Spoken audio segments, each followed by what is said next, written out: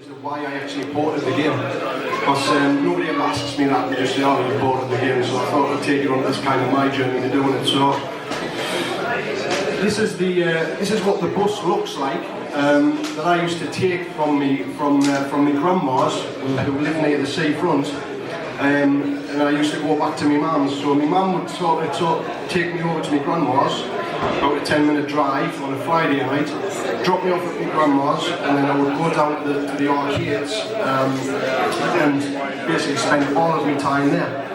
And this is the bus that I would take back. My grandma would put me on the bus, take me back on a Monday morning, ready for school. I must have been about 13, and you know, I'd use every excuse in the book to actually stay on the bus, so the bus would actually take me back to my grandma's, and I could go back down the arcades. You know, there's quite a few times I fell asleep on the bus didn't stop at the correct stop, you know, all of that type of stuff. So yeah, I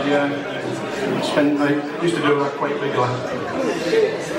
So this is a sample of some of the games that I grew up with, probably about 12, 13. I'd go in the arcades. I absolutely loved Robotron, golf, Hypersports, Saigons, Nemesis, Double Dragon, all of those games I grew up with. But there was one particular game which I particularly loved, which was Bomb Jack, and I spent a lot of time actually playing that. I got really good at it in the arcades as well. So if you didn't know, I actually ported Bomb Jack as well to the Amiga before I did Rygar, which is Bomb Jack Beer Edition. But another game which stood out again from Techno was Rygar, and when I seen this game in the arcades, I just absolutely fell in love with it. I mean, it's just such a, at the time when you had games like Nemesis and things like, and games like that, you know, they were compared to this game, when you seen it, they would just look so bland, and this was just such a nice game to look at. But it was also incredibly difficult. It was a typical coin muncher of a machine. And I remember being in the arcades, and there was one guy who sort of put 10 pence in, and I was like, when you get like a crowd around you around the arcades, there was like a massive crowd around them, and so like he completed Rygar, all 27 levels of it in 3 lives. I was just absolutely astonished. So I actually got to see the entire game run through at that early age. So a bit of a fast forward, 1988, my mum and dad didn't have a lot of money, and they didn't want to pay the extra £100 that it cost for an Amiga, so they got me an Atari ST, which was fine, right? Yeah. I tell you that this guy gets the prize. Boo! So there you go. 1988. Sorry. Exactly. So yeah, I got an Atari ST. I think I got like the starter pack or something like that. Like, I remember getting Double Dragon and going, oh god, this is just absolutely brilliant, And but when you were used to sort of like playing Atari and the televisions, it was a bit. I remember being absolutely amazed by it. So when I got my ST, my dad kind of didn't want me to pay 25 quid a game. So he took me down to a computer club, which is pretty much like this one round, where basically you'd have STs like set up, and basically everybody was copying the games and stuff like that. And in the club where I used to go, near where I lived, basically there was loads of STs in there, okay? And you had one section of the hall, which is a bit like this actually, you'd have 4 Amigas, okay? And the Amiga guys would put things on like around, I remember going at the time, it was like, they put like the music Hybris on, they put Blood Money on. I remember it was just on constant sort of like repeat, as they were copying and passing the discs down, as like each one copied it and made sure the game was working. So you just have this constant repeat of music, like brilliant music come from the Amiga, and I was like, I'm just so jealous. But it was actually a good time, because what the computer club did for me was that there was a bunch of coders there. And I started dabbling in 68,000, so like I remember seeing this lad's code that he'd done, and he said, right, and I was like, oh, you've done that by yourself, yeah? And he went, yeah. And it was like a logo wobbling, and a sine wave, and I was like, oh, that's really good. Your code, and that's essentially how I got into programming. And I'd get the code, change it up a bit, and I didn't really do a lot on the Atari ST, but 3 years went by. I remember this time I was still at school. I was kind of like 2nd, 3rd, 4th year at school. Done a fair bit of coding, had aspirations to be a game developer. you know, totally unrealistic. I couldn't develop a game at that point in time to save my life, but I did actually end up with a placement at Zeppelin Games, which is a local company where I live. And Zeppelin Games came up with these massive hits called Hit the Duck and Neighbours. So you can kind of imagine the licenses that they were going for. You know, they were basically like Ocean comes up, well, like, you know, Robocop came out, Ocean grabs it, you know, like Predator comes out. Was it Elite or Ocean grabbed the license for that? And like Zeppelin were like, oh, like, what license can we get? Oh, well, Neighbours is available from the things. Yeah, we can make a game on Neighbours, and basically that's the games they knocked out. And I remember working in there in the development studio, and it was quite claustrophobic. And basically, none of the developers talked to each other, so here I was, and I sort of like with my ST, like trying to program a game, and like I got sacked. You know, I was 16, so but yeah, I carried on. However, that was 1991. But 1991 actually was a really good year because I got an Amiga. I'd got a YTS. Anybody have a YTS job? Yeah, with a training scheme, 35 quid a week. Had loads of money, but actually, you know, I had money for beer, money for food. You know, I'd give my mum £10 and just YTS money. I used to get loads, you know. So yeah, got me Amiga. It was good that I had a 68,000 in it as well, and I started programming on the Amiga, and I thought, wow, this is really, you can tell where the extra £100 is taken. You know, this thing can do some things that the Atari ST just can't do. You know, the hardware scrolling, the sprites, that type of stuff, and I got over the years, like the next 3 years, I remember getting an A1200s, you know, I had an action replay card with one mega chip RAM, one mega flash RAM. Put it in, and I was sort of like, again, aspiring to make computer games. And then basically what happened was that 1994 came along. I think I got a SNES, got into girls and sort of like beer and holidays and things like that, and kind of in the attic the Amiga went.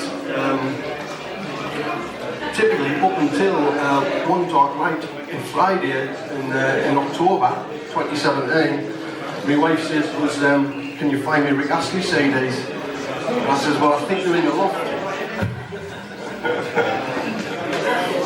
So I goes up in the loft, and I'm looking around and sort of like finds a Rick Astley CDs, because you've got to prioritise, you know, those types of things. And I see me Amiga there with all my old source discs, so I thought I'd get that out and bring it downstairs, fired it up. So, hey, this game doesn't work, it used to work, fired up Jim Power, oh great, this is brilliant. And then I picked out some of my source discs that I had as well, and thought I'll have a run through the source discs that I used to do. I really started to get the book back then. And I thought, I think what I'll do, I'll start doing a few searches and see what's online about the Amiga community and things like that. And I came across the English Amiga board, and there was a big discussion at that time about Rygar, converting Rygar. And I thought, actually the scene is actually quite good, the Amiga scene's actually coming back. And basically I didn't put the Amiga back in the attic, it's actually stayed down.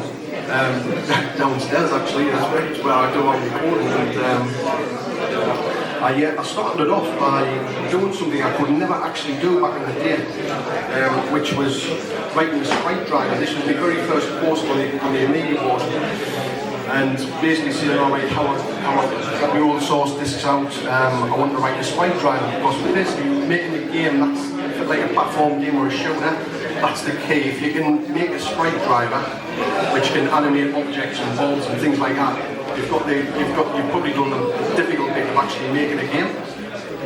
So that was the very first course that I did.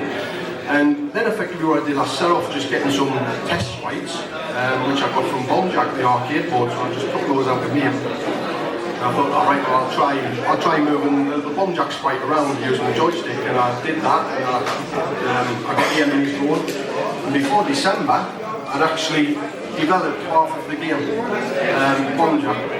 And carried on, and that became Bomb Jack Beer Edition. I was actually going to change the bombs to beers, because that was the idea behind it. So but I'd already kind of let the cat out of the bag and said, oh, it's actually called Bomb Jack Beer Edition.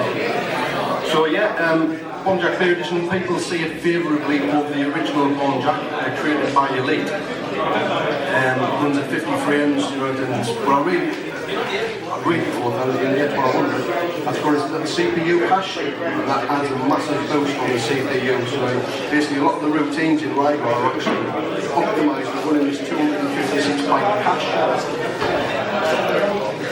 What you've also got on the 1200 of the OCS, or should say AGA of OCS, is these 32 pixel wide sprites. So the OCS Amigas have 16 pixel wide sprites. There can be 16 colours if you join the two together. Probably family running stuff in most of his hair and all the Amigas inside out. One of the big additions was that you could, instead of having 16 pixel wide sprites, you could actually double it to 32 or 64. And for Rygar, that's actually perfect. What we've also got, non-dual playfield, is that typically when you're running dual playfield on the Amiga, it's only 16 colours in the background and 16 colours in the foreground. Rygar needed a bit more than that. What it needed 32 colours in the foreground and 8 colours in the background. I would have liked 16 colours in the background, but it has 8 bit planes, so I divided them up into 5 bit planes in the front, 3 bit planes in the back. And just to give you an example of what it does, this is taken from the Amiga version. So what we've got here is it divides the screen, if you kind of picture the game running, it divides the screen into what I call zones. You've got an upper zone, a mid zone and a lower zone. And the hardware sprites actually, you've got four hardware sprites that appear in the upper zone, and the sprites are multiplex. What you do in the Amiga, you can actually reuse them. So I then reuse another 4 sprites in the middle zone, and then I reuse another 4 sprites in the lower zone. And it's got a prioritisation engine in there as well, which allows you, basically, if all the hardware sprites are actually in use, they would go and fall back to the blitter. So I hold actually 2 copies of all of the sprites in the game, which is actually when I had it work, I was like, wow, that's really good. So you can't really tell any difference. It just looks like the game can like push about 24 to 30 sprites. So that's kind of the technical bits that I wanted to discuss. I've got the colour background on there. I've got the foreground's 32 colours. Has anybody got any questions about what about the game, or any technical questions or anything like that?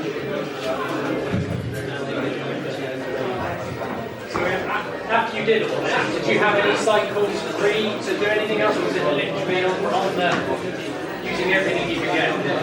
So I didn't worry about cycles too much. I kind of said, well, if the game slows down in certain areas, it slows down a little bit. Or sometimes the arcade would even do that. But what I did was, before I kind of embarked on this year-long mission to actually develop the game, like working kind of for a full-time job, I kind of made sure I could get this number of sprites actually running on the game, and I kind of proved up front that it would actually do it. And I did that quite quickly, in about 3 weeks. So you went the worst case, does it work? Yeah, I basically proved the game would be doable. I could develop the game right up front, because I didn't want to get down this rabbit hole of like developing the game and finding right at the end that there was a snag where I couldn't make it just like the arcade. There were difficult bits about making the game. I had a typical development moment which I had the same with Bomb Jack, as all the developers have this, but basically I had a bug for about 3 weeks. In fact, it was longer. In Bomb Jack I had a bug for like 2 months, and I couldn't get the head around it. It randomly crashed the game. And the same in Rygar, and it turned out to be something really stupid with the guy's weapon, the disc armor. I just fucking crying every night, going on the bed, going kind of cope. So yeah. Anybody else? So the sound, yeah. sounds actually a really, really good one to talk about the development. That's a guy called DJ Tune. I'd actually had the sound effects from the arcade, and basically, I think I had to dance or something like that to just get them to fit in the memory. But I did have a musician who had kind of done the sound for the game. It kind of wasn't right, it was a large module and it wasn't right. I'm not going to name the guy.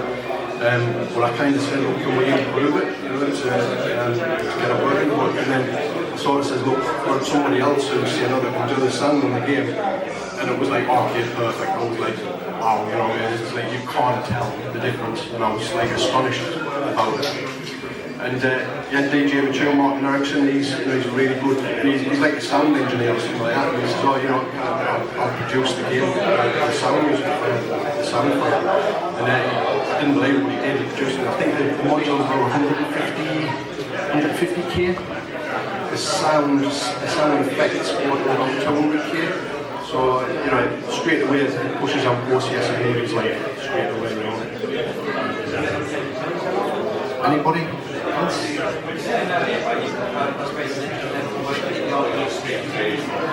Yeah, so the arcade has 27 levels.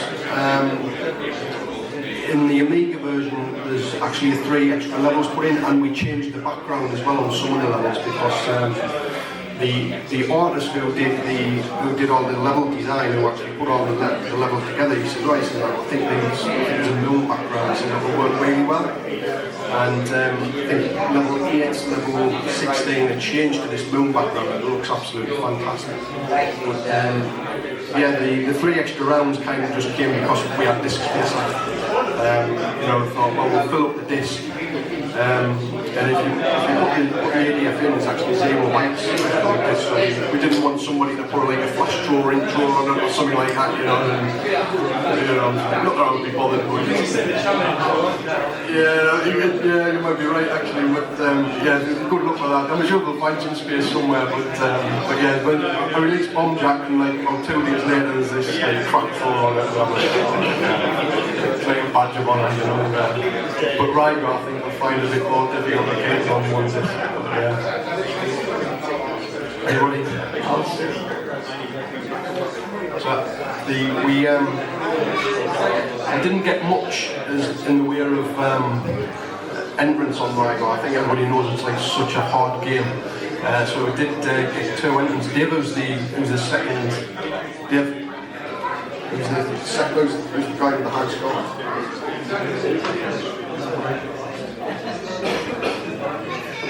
Stuart Keith. Yeah, there you go. Congratulations, mate. There you go. Yeah, well done. The scores 75,840. Well done. So this is just kind of a plug of what I'm doing in the future. I've got to tell about 5 minutes left. So I've got a couple of projects that I'm looking at. One's Amiga development tutorials, AmigaGameDev.com. I'm up to about episode 5, where I'm kind of teaching assembler to make games, teaching people how to make games in assembler. And that's going quite well actually. But I'm probably going to be doing another port, and because I've kind of still got that bug and I itch to like do another game. So I'm probably going to step on the toes of Rolling Thunder or Shinobi next as ports, because none of those games were particularly good Amiga ports. So yeah, same sort of thing. I'll go on the Amiga board and post the development thread that I create and give like daily updates of what I'm doing. It kind of keeps us motivated as well to do it. So yeah.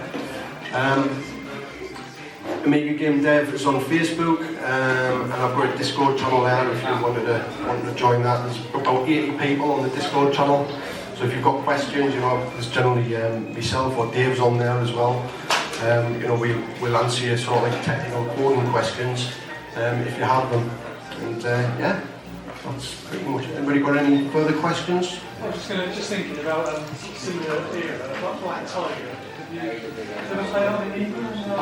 I've seen Black Tiger, yes, and I think somebody's already reporting that game. I was going to say, to me, haven't played them sort of back to back. Yeah. I remember playing in the arcade and then I played in the Japanese version. So I think it's very good, but I was just sort of wondering if you sort of carry on at the beginning, if it wasn't a different version.